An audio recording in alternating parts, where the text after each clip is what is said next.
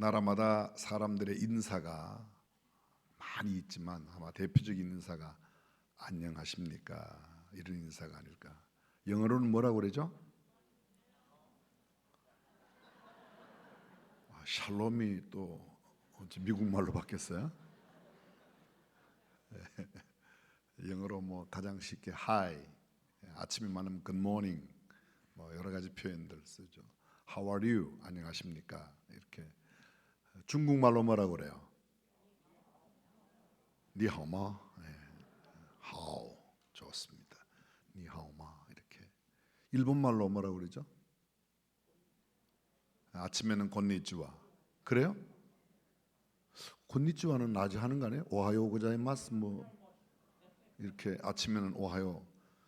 와타시와 니혼고 3년간 배우시마시다. 제가 일본어를 그래도 3년이나 배웠는데 지금은 다 잊어버렸지만 한 50년 전에 3년 배웠을 때는 제법 할 것 같았는데요. 보니까 안 쓰니까 금방 또 잊어버립니다. 저녁에는 곤방와 이렇게 표현하죠. 여러분, 우리가 집중으로 선교하고 있는 몽골의 인사가 뭐예요? 셈베이노. 장로님은 뭐 아주 다국어를 유창하게 하십니다. 네. 캄보디아는 뭐라고 그러죠?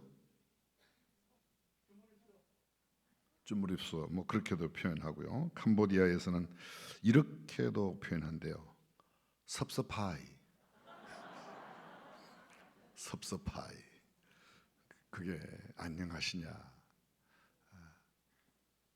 유태인들은요, 샬롬, 샬롬, 샬롬, 샬롬, 샬롬, 샬롬.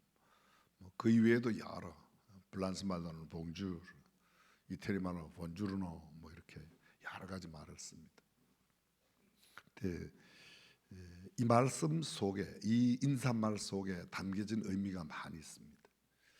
사실 우리 조선시대 많이 쓰던 아침에 만나면 조반 드셨습니까? 아침 드셨습니까? 늘 굶는 일이 많았던 때에는 그런 인사를 나누기도 했습니다. 인사 속에는 상당한 의미가 있지만 일단 그들의 일상 가운데 있는 삶을 반영해서 가장 많은 인사가 안녕하시냐, 안녕하시냐. 요새 우리 말로 그냥 옮기면 뭐 별일 없습니까? 잘 지내십니까? 그게 안녕하십니까? 이런 뜻입니다. 오늘 성경 본문의 배경을 제가 잠깐 설명드려야 왜 이런 제목이고 또 집중적으로 오늘 함께 나누고 싶은 말씀이 뭔지 이해할 수 있을 것 같습니다. 하나님의 섭리 가운데 애굽으로 팔려갔던 요셉이 약관 30세의 나이에 애굽 전국을 치리하는 총리가 됩니다. 그가 억울한 누명을 쓰고 감옥에 갔을 때 함께 있던 왕의 관원, 떡 맡은 관원과 술 맡은 관원의 꿈을 해석해 주므로 사흘 뒤에 떡 맡은 관원은 나가서 참수를 당하고 술 맡은 관원은 복직을 하므로 복직을 한 이후 시간이 많이 지나고 바로 왕이 꿈을 꾸었을 때 이 술 맡은 관원이 과거 본인이 감옥에 있었을 때에 경험했던 요셉의 이야기를 하므로 요셉이 바로 앞에 불려가게 되죠. 바로가 요셉에게 묻습니다. 내가 이런 꿈을 꿨는데 도대체 이게 무슨 뜻인지. 애굽의 모든 박사와 술객들은 이것을 이해하지 못하는데, 설명하지 못하는데 네가 설명하라고 합니다. 그때 요셉이 하는 말이 하나님이 바로에게 평안한 대답을 하실 것입니다. 섭리라는 말씀의 제목으로 나눌 때 하나님께서 바로에게 평안한 대답을 주실 거라고. 이 41장 16절에 나옵니다. 몇 절 지난 뒤 41장 25절에 보면 하나님이 그 하실 일을 바로에게 보이신 것입니다. 하나님께서 하실 일을 보여주신 것입니다. 이렇게 말합니다. 그가 꾼 꿈이 뭐였습니까? 살지고 아름다운 7 암소가 하숫가에서 올라와서 갈밭에서 풀을 뜯었는데 그 이후에 또 다른 7마리 암소, 흉악하고 힘이 약하고 흉악한 그런 파리한 7 암소가 와서 그 살진 소를 다 잡아먹는 꿈이었습니다. 꿈은 연속적으로 꾸어서 두 번째 꿈이었는데 한 줄기 무성하고 충실한 7 이삭이 올라왔습니다. 그런데 쇠약하고 동풍에 마른 그런 7 이삭이 좋은 7 이삭을 다 삼켰는데도 전혀 표시도 나지 않을 만큼 되었던 거죠. 이 꿈이 무슨 꿈이냐고 묻습니다. 조금 전에 우리가 언급한 대로 요셉은 바로에게 하나님께서 평안한 대답을 주실 겁니다. 하나님께서 하실 일을 보여주신 것입니다. 그런데 그 꿈을 해석하는 가운데 또 요셉이 이런 말을 합니다. 내가 바로에게 고하기를 하나님이 그 하실 일로 바로에게 보이셨다 함이 이것입니다. 앞으로 7년 동안 굉장한 큰 풍년이 될 것이고, 풍년 후에 또 흉년이 7년 동안 올 터인데, 그 흉년이 얼마나 심한지 풍년 때 모아둔 것을 다 삼키고도 여전히 아주 흉한 그런 흉년이 될 것이라고 말합니다. 창세기 41장 38절 이하에 보면 바로가 그 신하들에게 이르되 그 모든 해석을 하였을 때 하는 이야기입니다. 이와 같이 하나님의 신이 감동한 사람을 우리가 어찌 얻을 수 있으리요. 요셉에게 또 말합니다. 하나님이 이 모든 것을 내게 보이셨으니, 하나님께서 너 요셉을 통해서 내게 보이셨으니 너와 같이 명철하고 지혜 있는 자가 없도다. 너는 내 집을 치리하라. 내 백성이 다 내 명을 복종하리 할 것이니까 그렇게 하라고 말합니다. 나는 너보다 자리만 높을 뿐 모든 힘과 권세는 네가 가지라. 내각 책임제의 나라에서 나라 전반의 모든 국사를 운영하는 총리 대신이 된 것입니다. 그렇게 총리 임명을 받은 그가 바로가 왕의 인장반지를 빼서 요셉에게 끼워줍니다. 세마포로 좋은 옷을 지어 입혔습니다. 금사슬을 목에 걸어주었습니다. 그리고 버금 수레를 타고 요셉을 태운 뒤 모든 백성 앞에 나갑니다. 그 무리들 앞에 걸어갈 때 사람들이 앞에서 엎드리라고 소리를 외칩니다. 새로운 총리가 나라를 다스리게 된 거죠. 이른바 총리 임관식을 행합니다. 총리 임명하고 함께 예식을 다 갖췄습니다. 그 이후로 7년 동안 풍년이 들었습니다. 애굽 각 성에 저축하는 모든 창고를 성마다 짓고 얼마나 곡식이 풍성하게 들었는지 모래에 수만큼 되어 헤아릴 수가 없었다고, 세기를 거쳤다고 이야기합니다. 그리고 난 뒤 드디어 흉년이 들게 됩니다. 이 흉년이 들기 전 풍년 7년 동안에 요셉이 두 아들을 낳게 됩니다. 그때 온 제사장 보디베라의 딸 아스낫을 아내로 바로가 주어서 아들 둘을 낳는데 그 아들 이름들이 심상치 않습니다. 우선에 이 설명을 드리기 전에 여러분 하나 여쭤보겠습니다. 이스라엘 12지파 가운데 요셉 지파가 있어요, 없어요? 없어요. 레위 지파가 있어요, 없어요? 있어요? 없어요? 있어요? 아니, 제 목소리에 흔들리지 말고 그냥 성경대로만 하시면 돼요. 없어요. 12지파가 없어요.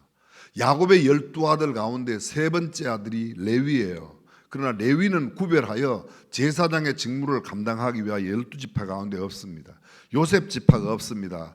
요셉이 낳은 두 아들 므낫세와 에브라임이 각기 레위와 요셉을 대신해서 지파가 되므로 12지파에는 에브라임 지파가 있고 므낫세 지파가 있지, 요셉 지파나 레위 지파는 없습니다. 레위 지파는 따로 냈습니다. 근데 성경을 이렇게 자세하게 보지 않으면 흔히 우리는 레위 지파가 있다고 늘 들었기 때문에 있습니다. 근데 12지파 가운데 있는 게 아니고 별도로 제사장의 직무를 감당하는 일을 위하여 성별시켰기 때문입니다. 그 두 아들, 소위 므낫세와 에브라임이 이 7년 풍년 기간 중에 낳게 됩니다. 보디베라의 아들 아스낫을 통해서 요셉이 낳는데 그 첫 번째 아들이 므낫세입니다. 므낫세의 이름의 뜻은 하나님이 나의 모든 고난과 나의 아비의 온 집을 잊어버리게 하셨다. 이 말씀 속에는 그가 지난 세월 동안 얼마나 고난 가운데 아버지의 사랑을 받기는 하였지만 형들에게 미움받아 노예로 팔려와서 살았던 지난날의 이야기가 다 있지만 하나님은 그것을 다 잊게 하셨다. 그리고 그가 자기의 고향 땅, 부모님, 옛 고향을 그리워하는 그 모든 그리움, 그것도 다 하나님께서 잊게 하셨다. 그러기에 오늘 이러한 하나님의 사람으로 서게 되었다는 뜻에서 하나님께서 잊게 하셨다. 므낫세라는 아들을 낳았습니다. 두 번째 아들이 태어났습니다. 이름을 에브라임이라고 지었습니다. 하나님이 나를 수고한 땅에서 창성하게 하셨다.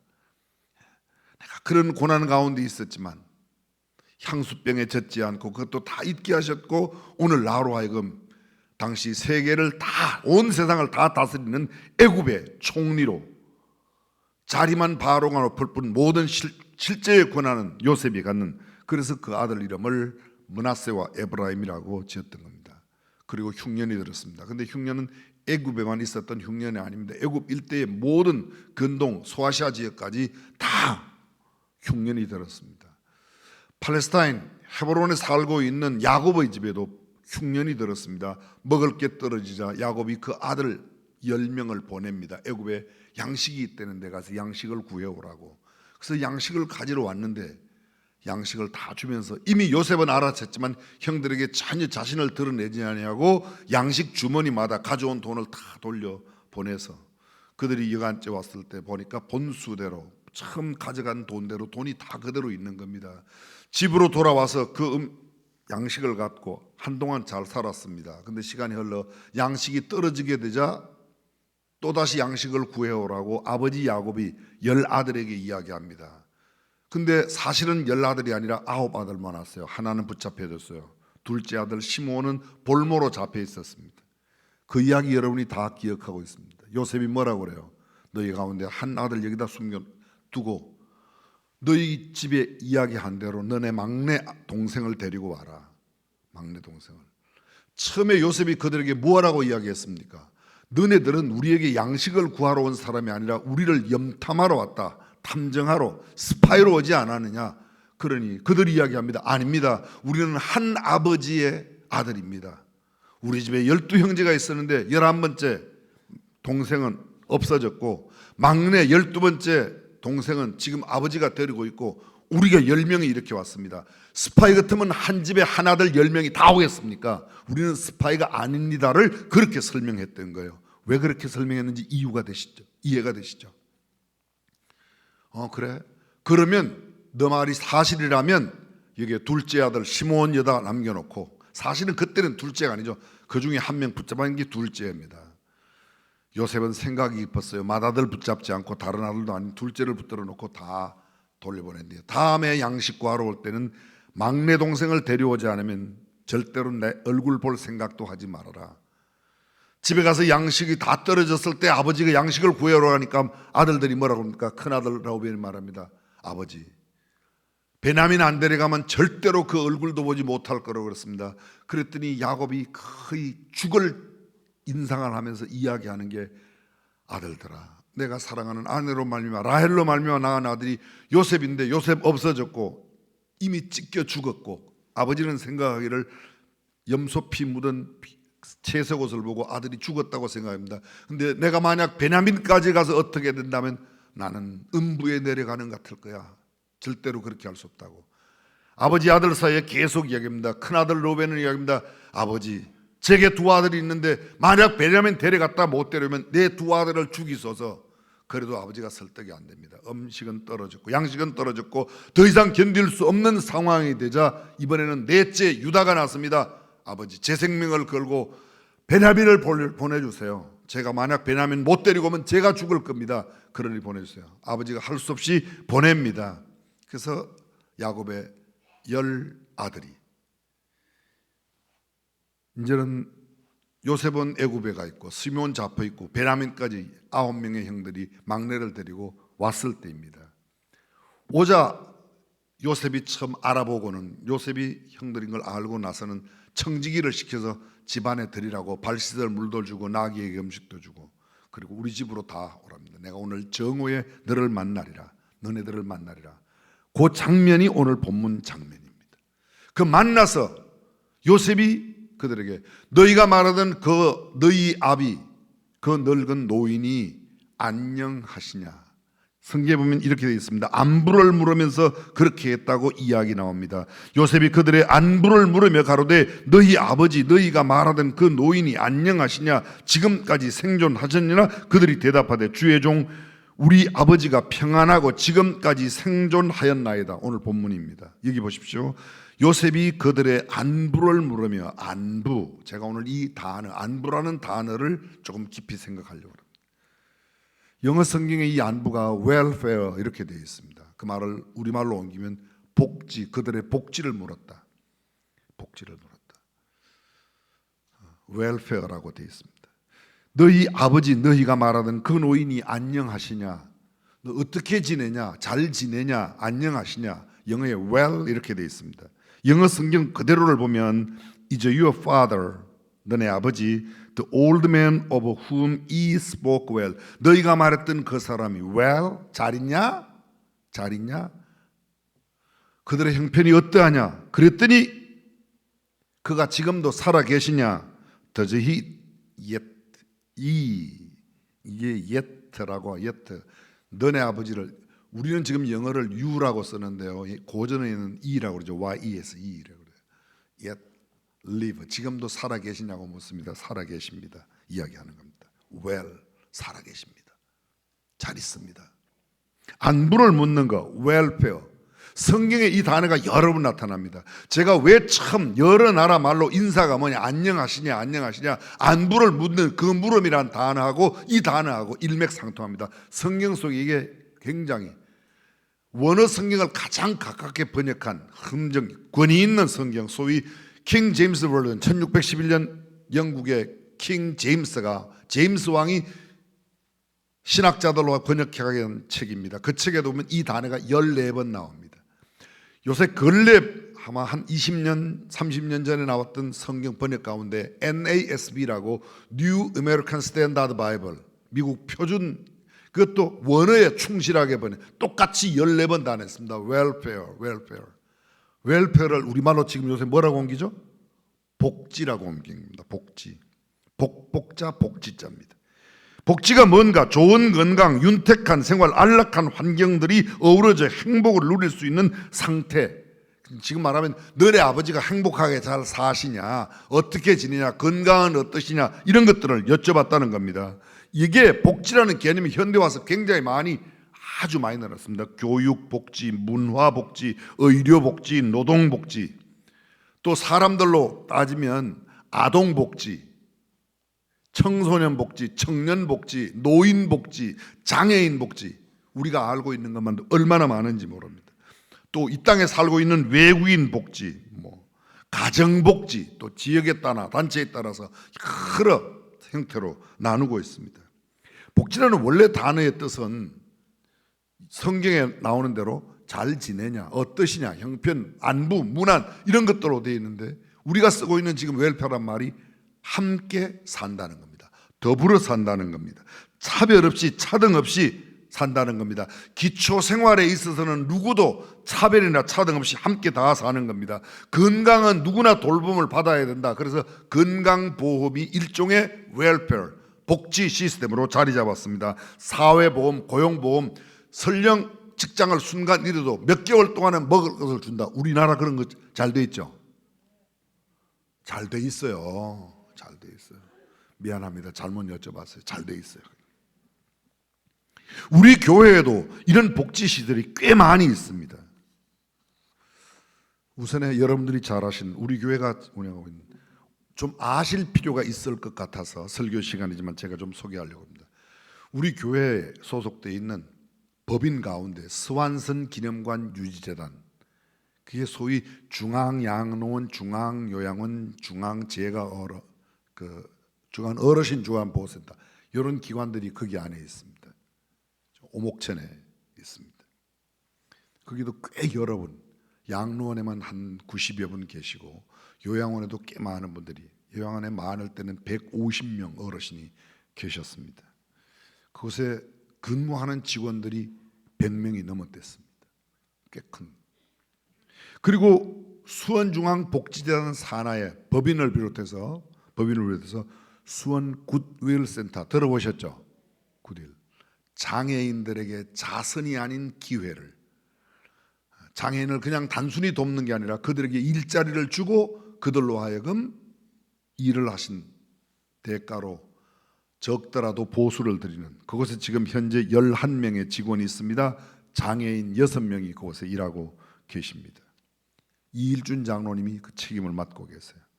꿈자리 보금자리, 이 발달 장애인들을 주간 보호 시설로 되어 있는 21명의 장애인들이 매일 일주일에 5일간 아침에 출근하고 저녁에 곳에 퇴원하는 그런 복지기관이 있습니다.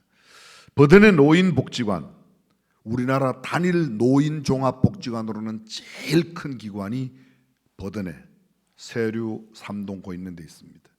지금 우리 중앙복지재단, 그게 직원들이 모두 몇 분이 계신가? 전체 한 400여 명 있습니다. 직원이 400명이라고요. 이용하시는 지역 주민들, 어르신들이, 등록된 인원들이 3만 5천 명이 넘습니다. 거의 매일 노인복지관에 이용하시는 분들이 하루에 한 2,500명 정도 계속해서 어르신, 제가 집에 계시면서 돌봄을 받는 분들, 소위 활동보조원을 통해서 도움받는 그런 분들까지 그곳에만 직원들이 매우 많습니다. 활동보조 돕는 분이 459명이 계세요. 굉장히 많은 거예요. 약간 놀라는 시용을 하셔야 될 텐데. 그곳에 이용장애인들이 437명이 계십니다. 재가노인 복지에도 어르신이 24명, 요양 대상자가 60여 명, 전체 합해서 거기 한 기관만, 버든의 노인복지관만 1년 예산이 200억이 넘습니다. 우리나라에 200억 넘는 예산 가진 교회는 5개도 안 돼요. 근데 이 노인종합복지관이 어마어마하다는 걸 이해하시면 좋겠습니다. 수원시 외국인 복지센터, 방금 말씀드렸던 버든의 노인복지관은 변경숙 전도사님이 거기 관장으로 계세요. 지금 소개하려고 하는 수원 외국인 복지센터에는 연간 이용 인원이 한 3만 6천 명, 그러니까 한 달에 한 3천 명씩 이용하시는 이 외국인들, 수원과 요 수원 주변에 있는 외국인들이 그렇게 많이 계십니다. 이종순 장로님께서 지금 이제 책임을 맡고 계십니다. 거기도 1년 예산이 약 14억 정도. 광교 노인복지관이라고 있습니다. 여기 등록된 어르신들이 11,000명입니다. 일일 평균 한 800여 명 어르신이 늘 이용하십니다. 거기에도 많은 직원이 있습니다. 광교 장애인 주간보호시설이 있습니다. 발달장애인 72명이 매일 등원했다가 퇴원, 등원, 퇴원 매월. 여기 전체 기관들, 소위 방금 말씀드렸던 한 1개 법인 안에 있는 7개 기관에만 총 예산이 1년 총 예산이 439억 6천만 원입니다. 제가 놀랐으니까 여러분들은 안 놀라셔도 돼요. 이제 제가 대신 놀랐어요. 엄청나죠. 전체 직원 숫자가 정규직 180명 외에 계약직, 그리고 활동 지원하시는 분들, 생활 지원하시는 분들, 요양보호사까지 합해서 1,058명이 4대 보험을 들어가고 함께 일하는 분들이 이렇게 많이 있습니다.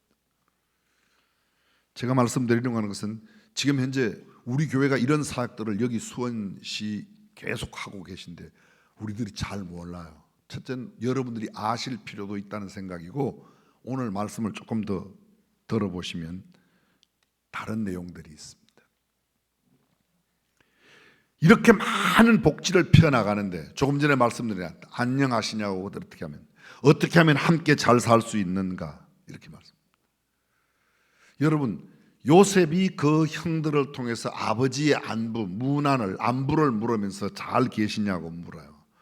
훗날 요셉이 아버지를 만나게 되죠. 아버지와 모든 가족들이 다 내려와서 그 만나서 자기 이기지 못한 정을 복받쳐 모든 사람들을 다 내보내고 요셉이 방성되고 가면서 내가 형들이 판 요셉이라고 이야기를 하죠.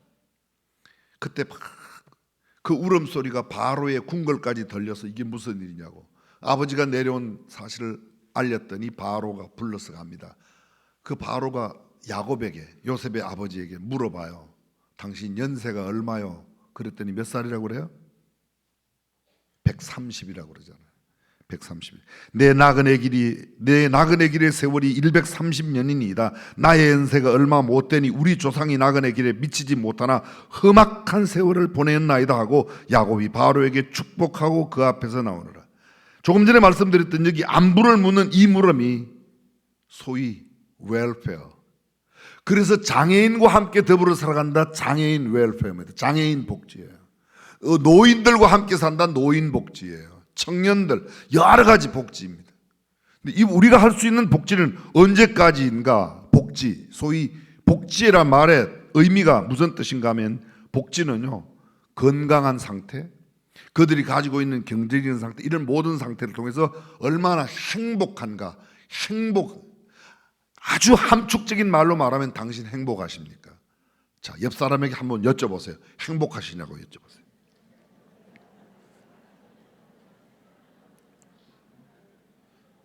(1번) 씩 웃는다, (2번) 행복하다. 대부분 씩 웃고 넘어가죠. 그건 아직도 안 행복한 모습이 있다는 거예요. 행복하냐?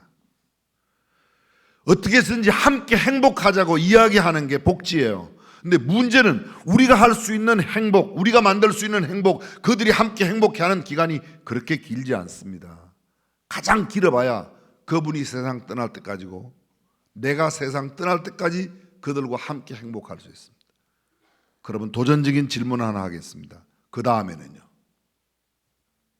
육신의 삶으로 끝나는 것이 인생이 아니라는 걸 우리가 너무도 잘 알고 있습니다. 그렇다면 육신 살아있는 동안에 우리나라 1년 예산이, 우리나라 1년 복지 예산이 금년도에 얼마인가? 복지부 예산만 109조 1830억이에요. 금년도 우리나라 전체 예산이 얼마죠? 638조 7천억. 638조 7천억. 그 중에 복지부 예산만 109조 1830억이라고 합니다. 실제로 복지부 예산 말고 나누는데 들어가는 예산이 전체 1년 예산 가운데 3분의 1이 거기로 나갑니다. 서울시 예산의 3분의 1, 33%, 34%가 복지 예산이라고 합니다. 그렇게 많은 복지를 하면 얼마만큼 그 복지가 오래가죠? 매년 그만큼, 매년 예산에 3분의 1을 부어야 되는 거예요. 우리도 매년 예산에 그만큼 복지를 하는데 그 복지가 언제까지인가? 그분이 육신의 삶 떠날 때까지, 또는 내가 육신의 삶 떠날 때까지만 함께 할 수 있는 복지를 한다는 겁니다. 이것이 세상이 말하는 복지입니다. 저는 그런 복지 하자고, 그런 복지입니다. 그거 중요해요. 그것도 정말 필요해요. 꼭 있어야 돼요. 그러나 그것만 하자는 것은 교회 복지는 아니라는 겁니다. 쉬운 말로 말하면 성경적인 복지는 아니라는 겁니다. 다시 말하면 그것은 영원한 복지가 아니라는 겁니다. 저는 오늘 이 시간에 저와 여러분들이 나누고 싶은 핵심적인 내용은, 그렇다면 우리가 해야 할 복지는 뭐냐? 영적인 복지, spiritual welfare는 도대체 뭐냐는 겁니다. 영원히 함께 사는 복지, 차등 차별이 없는 완전한 복지, 하나님의 나라, 완벽한 나라, 온전한 나라, 천국 복지를 이루어야 될 줄로 믿습니다. 그렇습니다. 이 땅에 살아가는 동안에 함께 하자. 그게 세상이 말하는 복지예요. 우리가 말하는 복지는 우리는 영원토록 하나님과 더불어 영원한 행복을 누리자. 이것이 영적 복지입니다. 영적 복지 원하시면 아멘. 이 세상에 우리가 펴야 할 복지가 영적 복지라고 확신하시면 아멘. 그렇습니다. 천국을 함께 살자는 복지, 그것이 영적 복지입니다. 이 땅에서만 그냥 더불어 같이 살자. 이것이 세상이 말하는 복지입니다. 이 땅에서만 그래도 더불어 같이 살자고 하는데도 수백조의 예산을 계속 씁니다. 우리나라 지금 복지 예산이 OECD 38개국 가운데 순위로 따지면 우리가 35위예요. 35위. 순위로만 따지면. 근데 사실 따지고 보면 순위가 우리보다 훨씬 앞서 있는 일본보다 개인적으로는 대한민국이 훨씬 잘 살아요. 일본은 나라는 부자인데 개인은 그렇게 부유하게 안 삽니다. 한국은 나라는 일본보다 덜 부자인데 개인은 훨씬 더 잘 살아요. 건강보험, 소위 건강을 위해서 복지를 펴고 있는 건강보험, 전 세계에서 제일 발달된 건강보험의 나라가 어디예요? 대한민국이에요. 그런데 사람들은 맨날 우리나라가 어렵다고 말해요. 우리나라는요, 옛날부터 어려웠어요. 6.25 때도 어려웠고 5년 전에도 어려웠고 작년에도 어렵고 올해도 어렵다고 그랬는데, 실제로 어려운 게 아닙니다. 지금 6.25 때 비하면 엄청 복지가 잘 돼 있어요. 그래요, 안 그래요?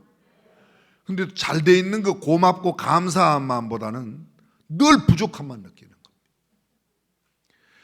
방글라데시가 전 세계에서 거의 꼴찌로 잘 사는 나라예요. 꼴찌로 잘 사는. 표현은 잘 살지만 이게 제일 못 사는 나라예요.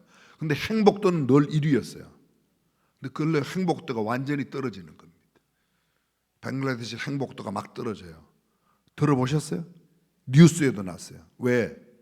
그 사람들이 자기네들은 행복하다고 생각했던 거예요.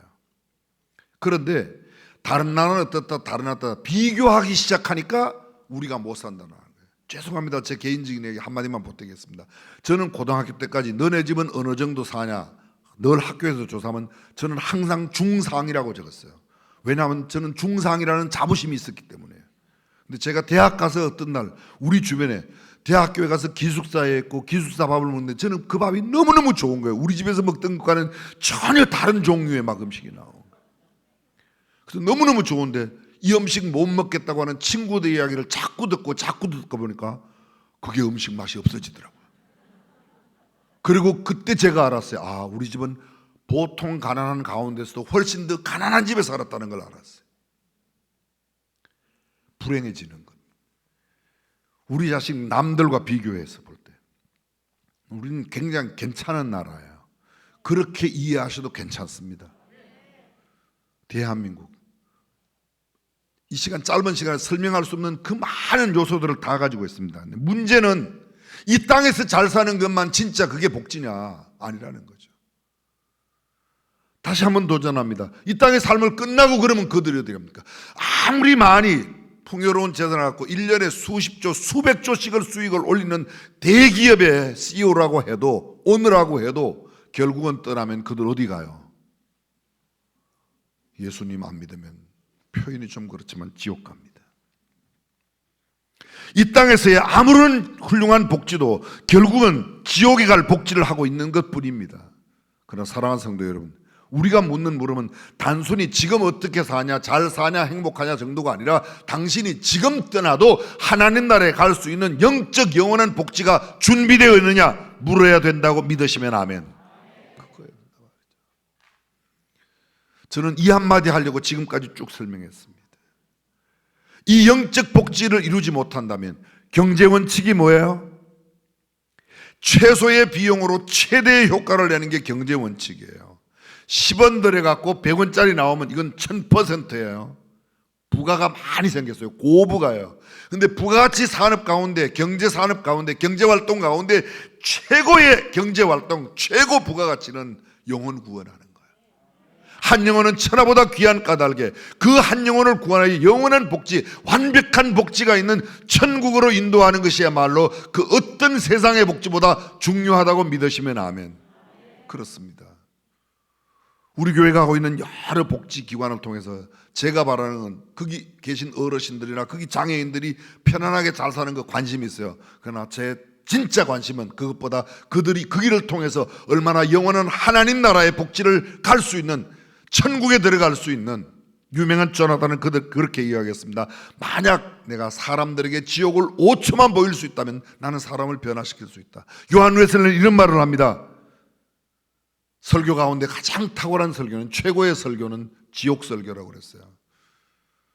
이 땅에 아무리 많은 복지를 누리고 아무리 안락하게 살아도 예수 없으면 지옥 갑니다. 예수 있으면 영원한 복지의 나라, 하나님 나라 갈 수 있는 줄로 믿습니다.